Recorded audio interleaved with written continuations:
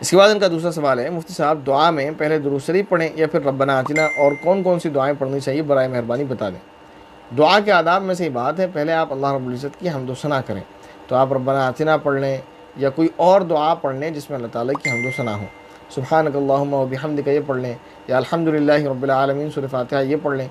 उसके बाद आप दुरूद शरीफ पढ़ें, उसके बाद दुआ मांगें। इसके बाद इनका सवाल ये है, मुफ्ती साहब क़यामत के दिन भिखारी के चेहरे पर गोश्त नहीं होगा, तो क्या जो वाकई में अपाहिज हैं हाथ पैर से, तो क्या उसको भी पैसे नहीं देना चाहिए, क्या सिर्फ अपने रिश्तेदारों पर ही खर्च करना चाहिए।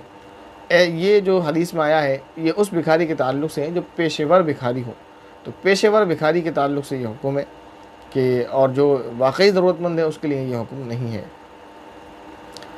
उसके बाद सवाल है, मोहतरमा आयशा का सवाल ये कर रही है, मुफ्ती साहब मेरा सवाल ये है कि क्या कोई भी हेयर स्टाइल जो ऊंचा हो उसको नहीं बना सकते या फिर सिर्फ जूड़े के लिए मना है।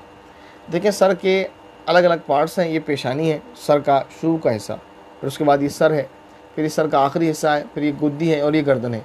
तो गुद्दी पर जूड़ा बांधना, उससे ऊपर गुद्दी से ऊपर जो पिछला हिस्सा है सर का, यहाँ पर जूड़ा बांधना इसलिए मना है कि हदीस में इससे मना फरमाया है कि ऊँट के कोहान किसी शक्ल हो जाती है। बाकी जो गर्दन पर जूड़ा बांधा जाता है वो जायज़ है। इसी तरह ख़ातीन जो है फ़ारिग होने के बाद गुस्ल करके कुछ देर के लिए यहाँ पर जूड़ा बांध लेती हैं बालों को सुखाने वगैरह के लिए, तो वो एक ज़रूरत के तहत होता है, उसकी भी इजाज़त है।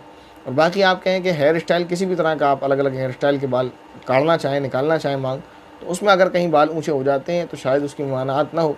हदीस में जो असल ममानात है वो उसकी है कि यहाँ पर जो जूड़ा बांधा जाता है जिससे सर ऐसा लगता है कि ऊँट का कोहान, ऊँट की पीठ हो।